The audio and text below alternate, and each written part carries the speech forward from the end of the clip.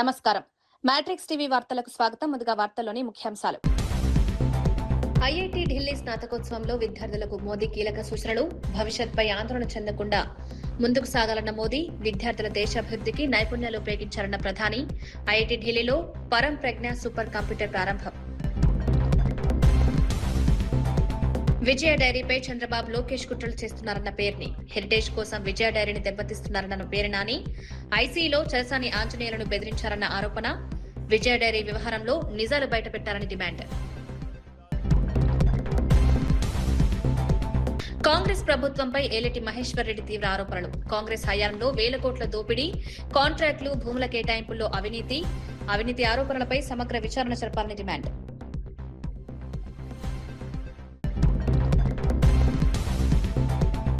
YCP కార్యకర్తలు జాగ్రత్తగా ఉండాలని మంత్రి సవిత హెచ్చరిక. సొంత రాజకీయాల కోసం కార్యకర్తలు బలి, జగన్ బ్యాచ్ మాటలు విని రెచ్చిపోవద్దని సూచన. కార్యకర్తల భవిష్యత్తు గురించి ఆలోచించాలన్న మంత్రి.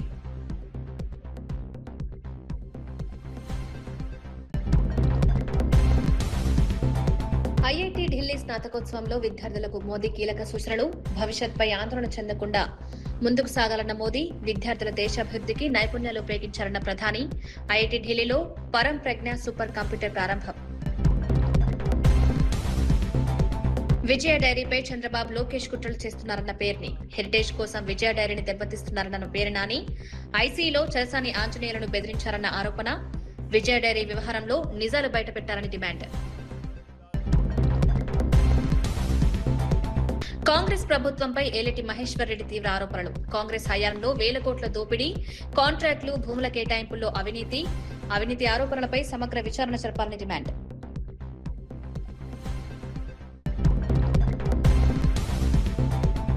వైసీపీ కార్యకర్తలు జాగ్రత్తగా ఉండాలని మంత్రి సవిత హెచ్చరిక. సొంత రాజకీయాల కోసం కార్యకర్తలు బలి, జగన్ బ్యాచ్ మాటలు విని రెచ్చిపోవద్దని సూచన. కార్యకర్తల భవిష్యత్తు గురించి ఆలోచించాలన్న మంత్రి.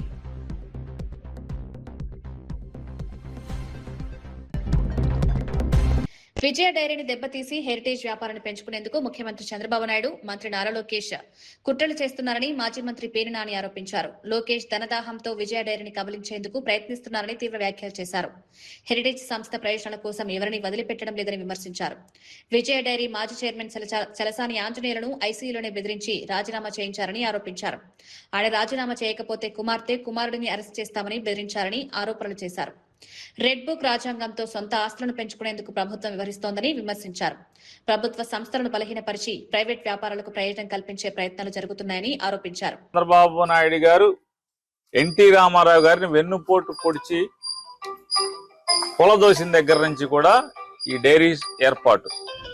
1995లో హెరిటేజ్ డైరీని ఓపెన్ చేయటం, అక్కడి నుంచి ప్రభుత్వాన్ని ఆంధ్రప్రదేశ్ రాష్ట్రంలో ఉన్నటువంటి అన్ని సహకార పాల ఉత్పత్తి సంఘాలని అన్నిటినీ కూడా నిర్వీర్యం చేస్తూ నాశనం చేస్తూ వస్తున్న పరిస్థితులు. చంద్రబాబు గ్రహణానికి, చంద్రబాబు దాడికి, చంద్రబాబు కుట్రలకి ఎదురొడ్డి నిలిచి 3 డైరీలు నిలబడినాయి. దాదాపుగా ఆంధ్రప్రదేశ్ రాష్ట్రంలో 4-5 ఉన్నాయి. ఈ 4-5లో చిత్తూరు డైరీని అయితే సర్వనాశనం చేసిన పరిస్థితి నారా చంద్రబాబు నాయుడు గారు. ఇది రైతుల సంఘాన్ని. కానీ ఈ తట్టుకుని విశాఖ డైరీ, విజయ డైరీ, సంగం డైరీ, ఇంకేదో రాయలసీమలో 1-6 డైరీలు మిగిలినాయి. అనంతపురంలోనో లేకపోతే కర్నూలులోనో మిగిలినట్టున్నాయి. ఈ డైరీలన్నీ కూడా ఒక్కొక్కటి నాశనం చేసుకుంటూ వచ్చేస్తున్నారు, కబలించుకుంటూ వస్తున్నారు. ఇవాళ విజయ డైరీ అనేది మండవ జానకి రామయ్య గారు ఎక్కిన ఇక్కడి నుంచి, అప్పుడు చాలా చంద్రబాబు నాయుడు గారు ఉన్నప్పుడు మండవ జానకి రామయ్య గారు ఉండేవాడు. తెలుగుదేశం పార్టీ స్థాపన దగ్గర నుంచి ఆయన ఎన్టీ రామారావు గారికి కుడిభుజంగా పనిచేశాడు మండవ జానకి రామయ్య గారు. ఆయన రామారావు గారికి ఆత్మీయుడిగా ఉండేవాడు, ఆప్తుడిగా ఉండేవాడు. చంద్రబాబు ఎక్కిన దగ్గర నుంచి నీకు దిగిపో అని చెప్పంటే ఆయన తిరగబడ్డాడు. విజయ డైరీని తిరగబడటమే కాకుండా చంద్రబాబు ఒత్తిడికి ఎక్కడా లొంగకుండా విజయ డైరీని బతికిస్తూ వచ్చాడు. ఆయన దురదృష్టవశాత్తు ఆయన ఆరోగ్యం క్షీణించింది. తర్వాత మెల్లగా చలసాని ఆంజనేయులు గారు వచ్చాడు.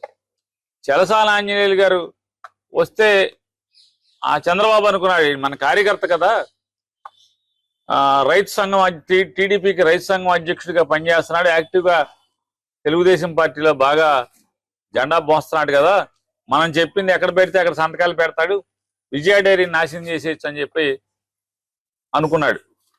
చంద్రబాబు తలిచింది ఒకటి అయితే జరిగింది ఒకటి. మండవ జానకి రామయ్య గారి బాటలోనే ఆంజనేయులు కూడా కుర్చీలో కూర్చొని దగ్గర నుంచి ఆయన సంస్థ కోసమే ఆలోచన మారిపోయినట్టుగా మనకు కనపడుతుంది.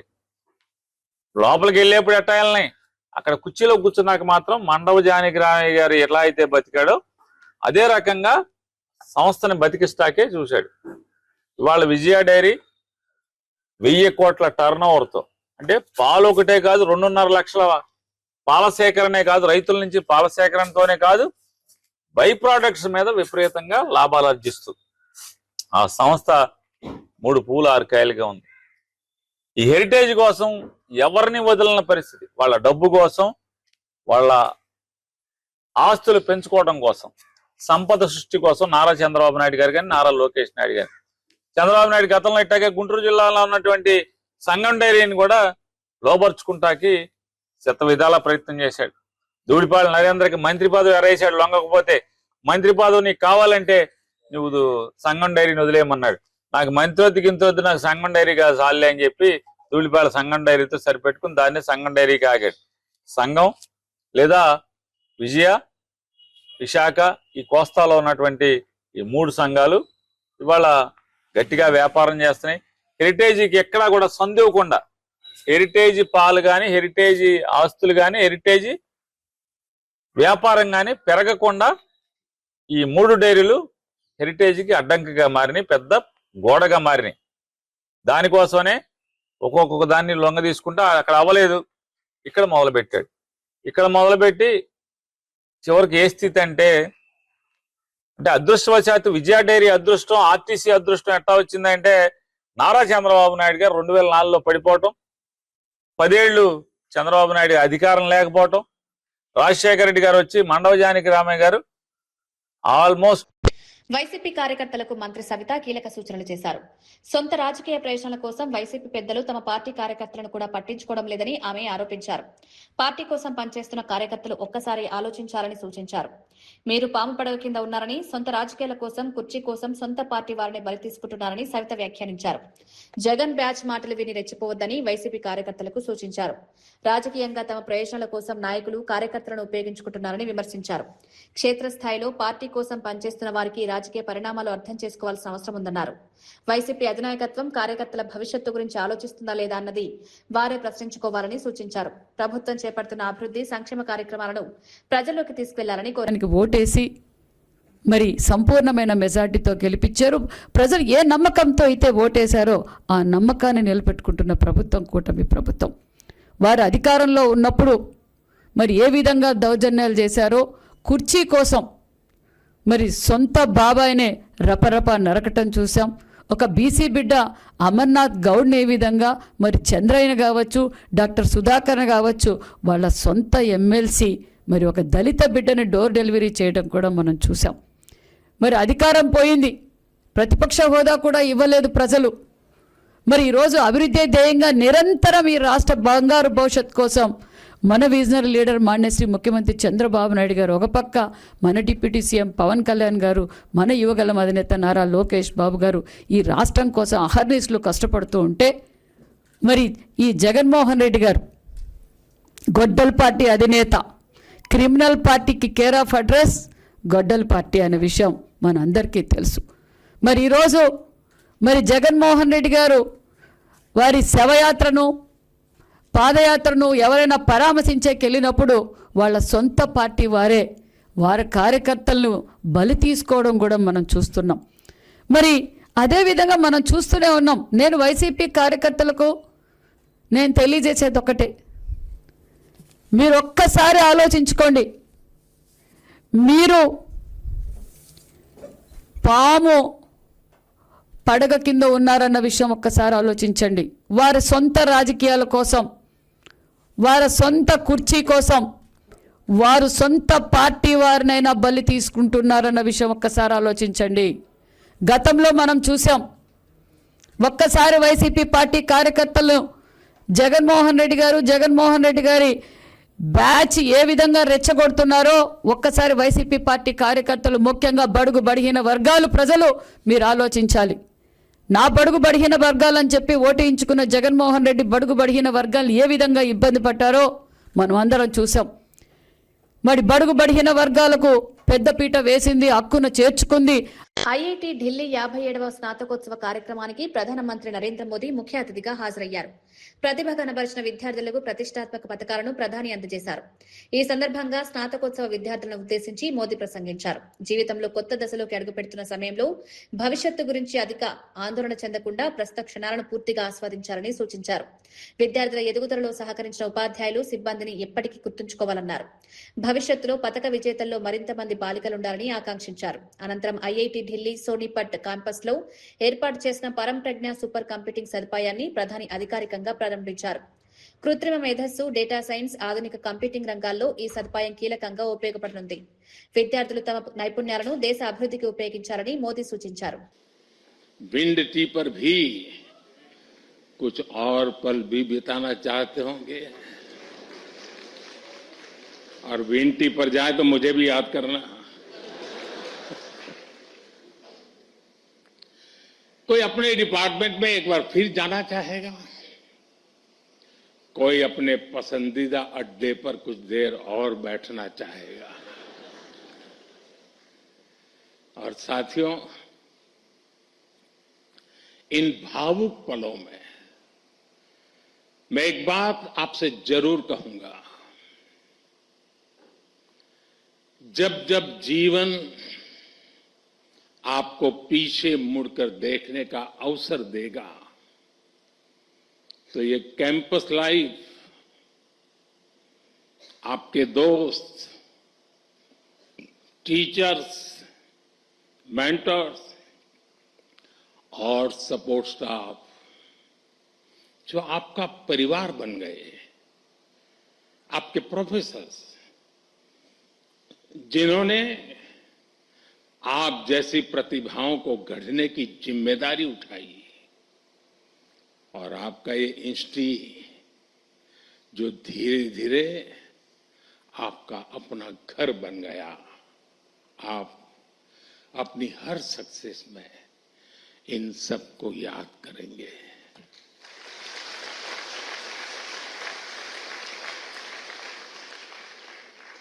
इन सब के लिए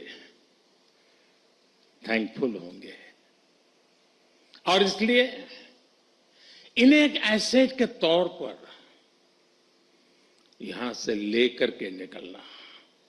भूल मत जाना, छोड़ मत जाना, साथ ले जाना. मेरा सुझाव होगा कि जाते जाते यहां के हर सदस्य मिलकर के जाइए और आप कहीं भी रहें, कोशिश करिएगा ये रिश्ता हमेशा हमेशा ताजा बना रहे. साथियों, आज आप ऐसे समय में इस इंस्टीट्यूट से निकल रहे हैं जब दुनिया बहुत तेजी से बदल रही है. आज दुनिया की स्ट्रेटेजिक इक्वेशन बहुत तेजी से बदल रही है. ग्लोबल पावर बैलेंस भी प्रतिपल बदल रहा है और इसके पीछे सबसे बड़ी फोर्स है टेक्नोलॉजी की स्पीड. आज कोई भी निश्चित रूप से नहीं कह सकता कि अगले 20-30 वर्षों की दुनिया कैसी होगी. लेकिन साथियों, जब जब बदलाव का दौर आता है तब तब चुनौतियां भी आती है और नए अवसर भी पैदा होते हैं. दुनिया बदलेगी, टेक्नोलॉजी भी बदलेगी, इंडस्ट्रीज बदलेगी, प्रोफेशंस भी बदलेंगे, लेकिन इन सब के बीच मेरी बात याद रखिएगा, जो सीखेगा वो जीतेगा।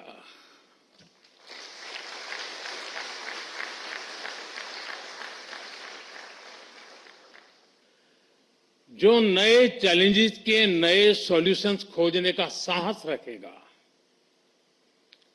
चैलेंजेस उसके लिए चांसेस बन जाएंगे। और आपने यही तो आईआईटी दिल्ली से सीखा है। आखिर आपकी ये डिग्री क्या कहती है? సైబరాబాద్ మున్సిపల్ కార్పొరేషన్ పరిధిలో చెత్త నిర్వహణకు సంబంధించి కీలక నిర్ణయాలు తీసుకునే అవకాశం ఉందని కమిషనర్ సృజన తెలిపారు. క్యూఆర్ యాక్ట్ పరిధిలో ఆస్తి పన్నుతో పాటు చెత్త పన్ను విధించే అవకాశం ఉండొచ్చని పేర్కొన్నారు. వ్యర్థాల నిర్వహణ వ్యవస్థను మరింత బలోపేతం చేసి సమర్థవంతంగా అమలు చేసిన తర్వాత నిబంధనలు పాటించవని వారిపై భారీ జరిమానాలు విధించే అవకాశం ఉందన్నారు. నగరంలో పారిశుద్ధ్య నిర్వహణను మెరుగుపరచడంతో పాటు ప్రజలకు మెరుగైన పౌర సేవలు అందించేందుకు చర్యలు చేపడుతున్నట్లు తెలిపారు. సైబరాబాద్ మున్సిపల్ కార్పొరేషన్ పరిధిలో కొనసాగుతున్న అభివృద్ధి పనులపై కూడా కమిషనర్ వివరాలు వెల్లడించారు. వివిధ కార్యాలయాల పనితీరును సమర్థంగా నిర్వహించేందుకు చర్యలు తీసుకుంటున్నామన్నారు. చెత్తను ఎక్కడ పడితే అక్కడ వేయకుండా ప్రజలు సహకరించాలని అధికారులు కోరుతున్నారు. కావచ్చు, హోటల్స్ కావచ్చు, ఈ కామర్స్ ప్లాట్ఫామ్స్ కావచ్చు, వాళ్ళందరికీ కూడా ఇన్స్పెక్షన్స్ చేయటం, వాళ్ళ హైజీన్ ని బట్టి వాళ్ళకి రేటింగ్ ఇవ్వటము అవి చేస్తున్నాం. ప్రజల ఆరోగ్యానికి సంబంధించిన విషయం కాబట్టి దీంట్లో వాళ్ళు పాటించాల్సిన ప్రోటోకాల్స్ ఏమిటి అనేది మేము వాళ్ళకి కమ్యూనికేట్ చేసాం. వాళ్ళు కూడా మాకు ఫీడ్బ్యాక్ ఇచ్చారు దట్ ఎప్పుడెప్పుడు లైసెన్స్లు ఇస్తున్నారు, కొత్త వాళ్ళకి ఎప్పుడు ఇస్తున్నారు, ఎప్పుడు రెన్యూవల్ చేస్తున్నారు, లాంటివన్నీ కూడా ఇన్ఫర్మేషన్ కూడా మాకు ఎప్పటికప్పుడు రియల్ టైంలో వచ్చేటట్టు ఫుడ్ సెక్యూరిటీ వాళ్ళతో మాట్లాడమని చెప్పింది, ఫుడ్ సేఫ్టీ వాళ్ళతో మాట్లాడమని చెప్పడం జరిగింది. మేము కూడా we'll take it up that the data flow is seamless across all platforms అనేది we have also taken their feedback. So good response that we got from all platforms. They are making some changes. We're very glad. మన ఫీడ్బ్యాక్ని బట్టి వాళ్ళ ప్లాట్ఫామ్లో కూడా వాళ్ళు legal teams కూడా changes చేసుకుంటున్నారు. రోజుకో డివిజన్ పేరుతో 51 డివిజన్లలో ఇప్పటి వరకు పర్యటించారని, ప్రజల్ని నేరుగా కలిసి వారి సమస్యల్ని పరిష్కరించడం సంతోషంగా ఉందన్నారు. ఆ కార్యక్రమంలో స్వీకరించే విజ్ఞప్తుల రోజువారీ సమీక్ష కోసం ప్రత్యేకంగా డాష్ బోర్డు రూపొందించామన్నారు. ఆ ఊర్లో ఏం సమస్యలు ఉంటాయి, ఎలాంటి ప్లేసెస్ ఉంటాయి, ఎలాంటి మనుషులు ఉంటారు, ఒక్కొక్క లొకేషన్కి ఎట్లాంటి నీడ్స్ మారుతూ ఉంటాయి తెలుసుకుంటే మేము చేసే వర్క్ల్లో, మేము చేసే శాంక్షన్స్లో ఒక డిసిప్లిన్ ఉంటుంది. సో అందులో భాగంగానే ఫస్ట్ ర్యాండమ్గా 2-3 సార్లు తిరిగినా ఒక structured visit also is important. Because ర్యాండమ్గా వెళ్తే అక్కడ రెసిడెంట్స్కి నేను వచ్చే విషయం తెలియదు, టైంకి తెలియకపోవచ్చు. సో మీకు మేము చెప్పాలనుకున్నాము, మీరు మాతో మాట్లాడకుండా వెళ్ళిపోయారు అనే మాట రాకుండా మేము వాళ్ళని పిలిచి కూర్చోబెట్టి అడిగి తెలుసుకుని లిస్ట్. హైదరాబాద్ సరూర్ నగర్ స్టేడియం వద్ద హైడ్రా ఉద్యోగాల కోసం నిరుద్యోగ యువత భారీగా తరలివచ్చింది. మొత్తం 150 డ్రైవర్ పోస్టుల భర్తీకి ప్రకటన వెలువడంతో వేలాది మంది అభ్యర్థులు స్టేడియం వద్దకు చేరుకున్నారు. ఇందులో డీఆర్ఎఫ్ అసిస్టెంట్ పోస్టులు 100, హెవీ వెహికల్ డ్రైవర్ పోస్టులు 50 ఉన్నట్లు అధికారులు తెలిపారు. ఆగస్టు 8, 9 తేదీల్లో ఉదయం 5 గంటలకు ఈవెంట్ నిర్వహిస్తున్నట్లు ప్రకటించారు. 170 సెకన్లలో 800 మీటర్ల పరుగు, 15 సెకన్లలో 100 మీటర్ల పరుగు, 4 మీటర్ల లాంగ్ జంప్, 7.2 కిలోల షార్ట్ పుట్ లో 6 మీటర్ల దూరం సాధించాల్సి ఉంటుందని నిబంధనలు ప్రకటించారు. ఉద్యోగుల కోసం భారీ సంఖ్యలో యువత రావడంతో స్టేడియం వద్ద తీవ్ర రద్దీ ఏర్పడింది. పరిస్థితిని అదుపులో ఉంచేందుకు పోలీసులు బందోబస్తు ఏర్పాటు చేశారు. అయితే నిరుద్యోగ యువతపై పోలీసులు లాఠీచార్జ్ చేసినట్లు సమాచారం రావడంతో ఆందోళన వ్యక్తమైంది. తమను గౌరవంగా పిలవాల్సిన నిర్వాహకులు చులకనగా మాట్లాడుతున్నారని అభ్యర్థులు ఆవేదన వ్యక్తం చేశారు.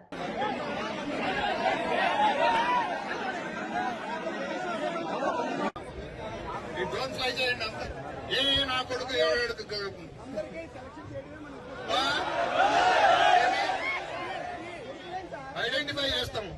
ఇట్లాగే చేస్తే మర్యాద చెప్తా ఉంటే అర్థం కాలేవా? దానికి ఒక పరిష్కారము, ఒక ఆచరణ సాధ్యమైన పరిష్కారం అనేది ఏదో చూద్దామని చెప్పేసి అంటే ఏముంటుంది? టోకెన్స్ ఉన్న వాళ్ళు ఇక్కడ ఉంటారు, ఆల్రెడీ ఉన్న వాళ్ళు, మిగిలిన వాళ్ళు టోకెన్ లేని వాళ్ళు దయచేసి వెళ్ళిపోండి. లేదు అంతే. అది మరి ఎంతమంది? 6,000 మందికి. తెలంగాణ కాంగ్రెస్ ప్రభుత్వంపై బీజేపీ శాసనసభాపక్ష నేత ఏలేటి మహేశ్వర్ రెడ్డి తీవ్ర ఆరోపణలు చేశారు. హైదరాబాద్ లోని బీజేపీ రాష్ట్ర కార్యాలయంలో నిర్వహించిన మీడియా సమావేశంలో ఆయన మాట్లాడారు. రాష్ట్రంలో కాంగ్రెస్ ప్రభుత్వం వేల కోట్ల రూపాయల దోపిడీకి పాల్పడుతోందని ఆరోపించారు. కీలక పదవుల్లో గత ప్రభుత్వ అధికారులు నియమిస్తూ కాంగ్రెస్, బీఆర్ఎస్ లాలూచీ రాజకీయాలు చేస్తున్నాయని విమర్శించారు. కాంట్రాక్టులు, సింగరేణి భూముల కేటాయింపుల్లో భారీగా అవినీతి జరుగుతోందని ఆరోపించారు. ప్రభుత్వ నియామకాల్లో పారదర్శకత లేదని విమర్శించారు. ప్రజాధనాన్ని కాపాడాల్సిన ప్రభుత్వం తమకు అనుకూలమైన వర్గాలకు ప్రయోజనం కల్పించేలా వ్యవహరిస్తోందన్నారు. గత ప్రభుత్వంతో కాంగ్రెస్ కు లోపాయికారి సంబంధాలున్నాయని ఆరోపించారు. కీలక అంశాలపై ప్రభుత్వం సమగ్ర వివరాలు ప్రజల ముందుంచారని డిమాండ్ చేశారు. అవినీతి ఆరోపణలపై సమగ్ర విచారణ జరపాలని కోరారు. ప్రజలకిచ్చిన హామీలను అమలు చేయడంపై దృష్టి పెట్టకుండా రాజకీయ ప్రయోజనాల కోసం వ్యవహరిస్తే బీజేపీ చూస్తూ ఊరుకోదని హెచ్చరించారు. ఒకటొకటిగా ప్రజలకు అర్థమవుతున్నది. యంగ్ ఇండియా స్కూల్ అని చెప్పేసి గొప్పలు చెప్పుకున్నటువంటి రేవంత్ రెడ్డి గారు యంగ్ ఇండియా స్కూళ్ళు 20 స్కూళ్ళు ఒకటిగా చేసి ఒకే కాంట్రాక్టర్కి ఇవ్వాల్సిన అవసరం ఏమున్నది? ఆంధ్ర గుత్తేదారులకు 20 స్కూళ్ళను కలిపి ఒక ప్యాకేజ్గా చేసి 5,000 కోట్ల రూపాయలతో ఇస్తారు. మరి అవే స్కూళ్ళు ఒకటొకటిగా 31% కమిషన్ తీసుకొని 30% కమిషన్ మీద మళ్ళీ తెలంగాణ చిన్న కాంట్రాక్టర్లకు ఆంధ్ర కాంట్రాక్టర్లు ఇస్తున్నారు. దీనికోసమైనా మేము తెలంగాణ రాష్ట్రాన్ని సాధించుకున్నది. ఈరోజు మీరు 30% సబ్ కాంట్రాక్ట్ చేయడానికి కాంట్రాక్టర్లు సిద్ధంగా ఉంటే మరి ఇంత ఓవర్ ఎస్టిమేషన్స్ ఎందుకు జరుగుతూ ఉన్నాయి? మరి దేనికోసం ఈరోజు మీరు integrated young India school, integrated school కట్టిస్తూ ఉన్నారో, దేనికోసం ఎడ్యుకేషన్ పోర్ట్ఫోలియోని మీ కాడ పెట్టుకున్నారో ఇది స్పష్టమవుతున్నది. ఈరోజు ఈ రాష్ట్రంలో మీరు ఇచ్చినటువంటి స్కూళ్ళు ఎవరెవరి గుత్తేదారులకు ఎన్నెన్ని స్కూళ్ళు ఇచ్చారో, మరి వేరే కాంట్రాక్టర్లు 30% డిస్ట్రిక్ట్ చేయడానికి సిద్ధంగా ఉన్న వారికి రాకుండా మీరు చెప్పిన వాళ్ళకి ఎందుకు వస్తూ ఉన్నారో, దీని వెనుక ఉన్న అధికారులు ఎవరు, ఏ రకంగా వీళ్ళు మ్యానిపులేట్ చేస్తూ ఉన్నారో, మరి దీని మీద ఎంక్వైరీ పెట్టించే దమ్ము ధైర్యం మీకు ఉన్నదని అడుగుతా ఉన్నాను. ఈరోజు టోటల్ యంగ్ ఇండియా స్కూళ్ళ పేరు మీద జరుగుతున్న దోపిడీ, 1,000 కోట్ల రూపాయల దోపిడీ వాస్తవం కాదని అడుగుతా ఉన్నాను. అంతేకాదు డిప్యూటీ సీఎం గారు ఈరోజు ప్రభుత్వ ధనంతో అమెరికా టూర్లకు పోతాడు. నేను అడుగుతా ఉన్నాను, ఈరోజు ఈ రాష్ట్రంలో ఉన్నటువంటి అనేకమైనటువంటి సమస్యను పక్కన పెట్టి, ఈ రాష్ట్రంలో ఒకవైపు ఎలక్ట్రిసిటీ ఇష్యూస్ ఉన్నాయి, పవర్ ప్రాబ్లమ్స్ ఉన్నాయి. అదే కాకుండా ఈ రాష్ట్రంలో అనేకమైనటువంటి అంశాలను పక్కన పెట్టి ఈరోజు ఆటా కోసమో లేకుంటే అక్కడ పిలిచినటువంటి ఒక ఇన్విటేషన్ కోసమో మీరు అమెరికాకు పోయినటువంటి మీరు, మీతో పాటు మీ వెంట వచ్చినటువంటి అధికారులు, ట్రాన్స్పోర్ట్ సిఎండి మీ వెంట వస్తాడు, సింగరేణి సిఎండి మీ వెంట వస్తాడు. మరి ఎవరబ్బా సొమ్ము ఇది? ఎవడబ్బా సొమ్ముతోటి మీరు ట్రావెల్ చేస్తూ ఉన్నారు? వాళ్ళని తీసుకుపోయి ఏం చెప్పదలుచుకున్నారు? దేనికోసం ఈ రాష్ట్ర ఖజానాను లూటీ చేస్తూ ఉన్నారు? ఈ రాష్ట్ర ఖజానా డబ్బులతోటి మీరు విహారయాత్రలు చేస్తూ ఉన్నారు. అంతేకాదు, మీరు అక్కడ పోయింది ఆటా కోసమో విహారయాత్ర కోసమో కాదు, మీరు సంపాదించినటువంటి దొంగ సొమ్మును పంపకాల కోసం పోయిండ్రు, లెక్కలు చూసుకోవడానికి కోసం పోయిండ్రు. అక్కడ హవాలా పేరు మీద డబ్బులు తెప్పించుకొని దాచుకోవడానికి పోయిండ్రు తప్ప ఈ రాష్ట్ర సంక్షేమం కోసమో, ఈ రాష్ట్ర ప్రజల కోసమో, ఈ రాష్ట్ర ఆంధ్రప్రదేశ్ ఆర్థిక పరిస్థితి, అప్పుల అంశంపై మాజీ మంత్రి బుగ్గన రాజేంద్రనాథ్ రెడ్డి కీలక వ్యాఖ్యలు చేశారు. 2024 ఎన్నికలకు ముందు రాష్ట్రం తక్కువ అప్పులు చేసిందని చెప్పిన విషయాలను ప్రస్తావించారు. అప్పులు అంటూ శ్రీలంక, వెనిజులా, కొలంబియా దేశాలతో పోలుస్తూ ప్రజల్లో భయాందోళనలు కలిగించేలా ప్రచారం చేశారని విమర్శించారు. అప్పట్లో రాష్ట్ర అప్పులపై 15 లక్షల కోట్లు, 10 లక్షల కోట్లు, 12 లక్షల కోట్లు అంటూ బూటకపు మాటలు చెప్పారని ఆరోపించారు. తమకు అనుకూలంగా లేకపోతే బూటకమని చెప్పడం, అనుకూలంగా ఉంటే అదే అంశాన్ని ఉపయోగించుకోవడం ప్రభుత్వానికి అలవాటుగా మారిందని విమర్శించారు. అప్పుల విషయంలో ప్రభుత్వం విడుదల చేసిన డాక్యుమెంట్ను పరిశీలించాలని బుగ్గన సూచించారు. అందులో వాస్తవాలు ఏమున్నాయో ప్రజలు గమనించాలని కోరారు. రాష్ట్ర ఆర్థిక పరిస్థితిపై ప్రభుత్వం స్పష్టమైన లెక్కలు ప్రజల ముందుంచాలని డిమాండ్ చేశారు. అప్పుల విషయంలో గతంలో చేసిన వ్యాఖ్యలకు ప్రస్తుతం చెప్తున్న వివరాలకు మధ్య తేడాలను ప్రభుత్వం వివరించాలని కోరారు. పర్మనెంట్గా పబ్లిక్ లైఫ్ నుంచి, అదర్ థింగ్స్ నుంచి డిస్క్వాలిఫై చేస్తారు నాకు తెలుసు. పోనీ ఆ అప్పు కూడా ఎందుకు మీరు అట్లా అంటున్నారని చూద్దాం ఒకసారి.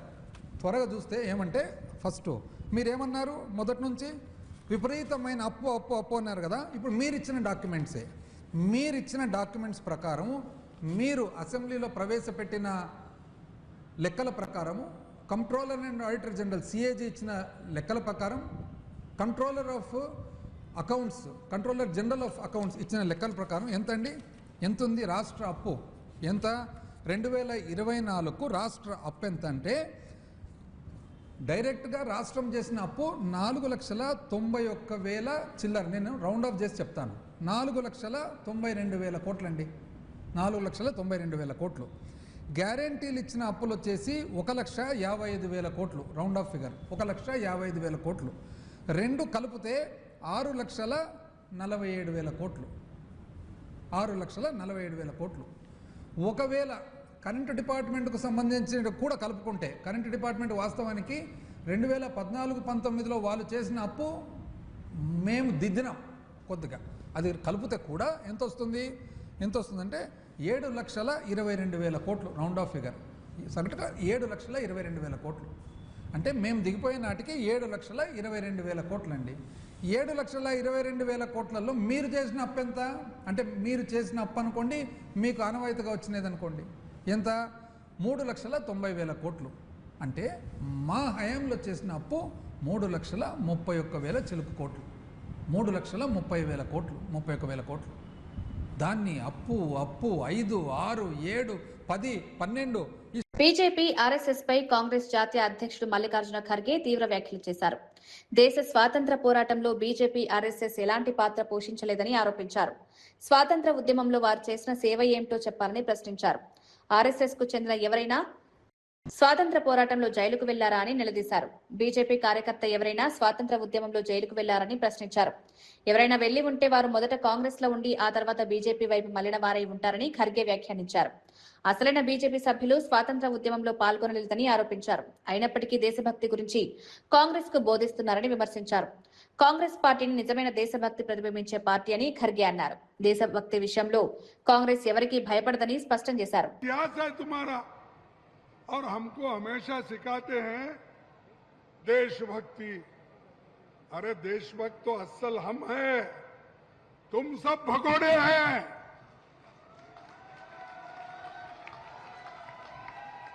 और तुम तो ब्रिटिशों को शरण गए, उसके चरणों में बैठे और हमको सिखाते हो।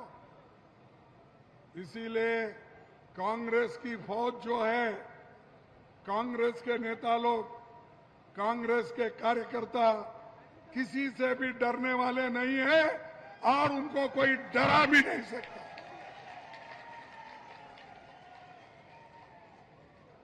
हम हमारे संविधान को बचाने के लिए थे। हम जो काम कर रहे देश के हित में कर रहे हैं, लोकतंत्र को बचाने के लिए कर रहे हैं, दलितों की हिफाजत के लिए, महिलाओं की हिफाजत के लिए, विद्यार्थियों की सुरक्षा के लिए हम काम कर रहे हैं। और नौजवान लोग जो आज हमारे साथ जुड़ रहे हैं, वो देश की रक्षा करने के लिए जुड़ रहे हैं, उनका हम स्वागत करते हैं। राहुल गांधी जी कन्याकुमारी से लेकर कश्मीर तक पैदल चले, किनके लिए? इस देश के संविधान को बचाने के लिए। उन्होंने युवाओं के लिए बहुत कुछ काम किया, कर रहे हैं। लेकिन मेरे को ऐसा कोई नेता बताओ बीजेपी में जो नरेंद्र मोदी हो, शाह हो और उनके कोई चेले हो, कोई। ఐఐటి ఢిల్లీ స్నాతకోత్సవంలో విద్యార్థులకు మోదీ కీలక సూచనలు. భవిష్యత్పై ఆందోళన చెందకుండా ముందుకు సాగాలన్న మోదీ, విద్యార్థుల దేశాభివృద్ధికి నైపుణ్యాలు ఉపయోగించాలన్న ప్రధాని. ఐఐటి ఢిల్లీలో పరం ప్రజ్ఞ సూపర్ కంప్యూటర్ ప్రారంభం. విజయ డైరీపై చంద్రబాబు లోకేష్ కుట్రలు చేస్తున్నారన్న పేరుని, హెరిటేజ్ కోసం విజయ డైరీని దెబ్బతీస్తున్నారన్న పేరు నాని, ఐసీలో చలసాని ఆంజనేయులను బెదిరించారన్న ఆరోపణ, విజయ డైరీ వ్యవహారంలో నిజాలు బయటపెట్టారని డిమాండ్. కాంగ్రెస్ ప్రభుత్వంపై ఏలేటి మహేశ్వర్ రెడ్డి తీవ్ర ఆరోపణలు. కాంగ్రెస్ హయాంలో 1,000 కోట్ల దోపిడీ, కాంట్రాక్టులు, భూముల కేటాయింపుల్లో అవినీతి ఆరోపణలపై సమగ్ర విచారణ జరపాలని డిమాండ్.